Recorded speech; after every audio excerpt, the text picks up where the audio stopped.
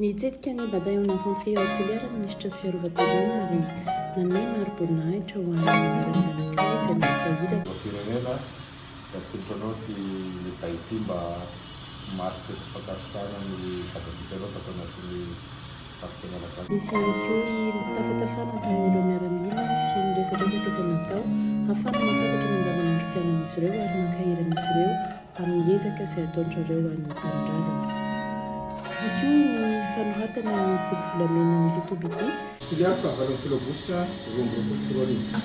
Fijiliana feno fanantenana no amezako ny fandalovako ny brigade d'infanterie tsy mandrefana izay ny colonel Rakoto Eugène no mibaiko azy ary atao tody bataillon infanterie filiary tody GDR de Somasampo izay eo ambany fibaikoan'ny colonel Rangelina Mikael.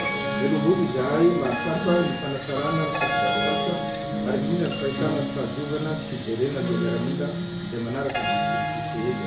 Miarahaba soa amin'ny asa sy andraikitra ny fiarovana fiandriana firenena ny tanindrazana général de corps d'armée Rakoto Richard, ministre ny fiarovan-tenona. Nankahery ihany koa ireo miaramila ny ministra ny fiarovam-pirenena. Saotra azy ireo miaramila ka ao anatin'izany nisy ny fankahirezana ho an'ny ministra ny fiarovam-pirenena izay tsy mitsaha miahy sy mijery ireto miaramila